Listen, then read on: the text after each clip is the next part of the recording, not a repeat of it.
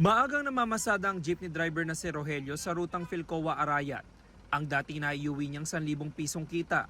Malaki na raw ang natapya simula noong nakaraang buwan dahil sa walang pati na taas presyo sa diesel. May mauuwi sana kami na kunyari ang may 200 na dagdag sana sa araw-araw na kita namin.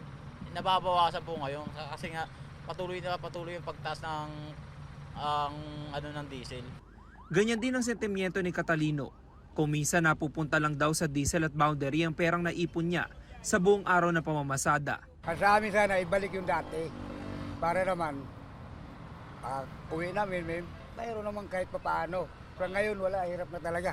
Hindi lang diesel, maging presyo ng gasolina walang patid ang pagtaas. Kaya ang taxi driver na si Lamberto hirap din. Wala talaga, pahirap talaga sa amin. Pahirap din. Halos doon na napupunta yung kinikita namin. Kaya wala, tsaga-tsaga na talaga sa biyahe. Ngayong taon, 6 na beses ng sunod-sunod na linggo tumaas ang presyo ng gasolina, habang 7 beses ang diesel. Kaya ang ilang transport group gaya ng Pasang Mazda, humihirit na ng pansamantalang pisong taas pasahe sa jeep. Kung mapagbibigyan, malaking bagay, sabi ng mga jeepney driver. Pabor yun sa amin kasi kami mga pamilyado kami kaya gusto rin namin madagdagan. Mas dabis namin yan kung magdagdag piso sa pamasahe.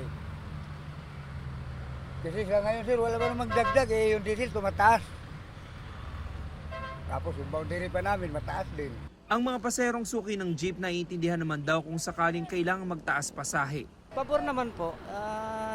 Yun nga po, para naman sa mga drivers po yan na mamasahero, lumalaban ng patas. Ayag akong taasan pero dapat yung produkto, mga bilihin, babaan din.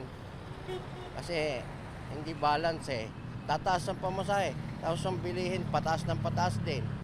Ang Alliance of Transport Operators and Drivers Association of the Philippines o ALTODA, iminumungkahi naman magbigay ng fuel subsidy ang pamahalaan.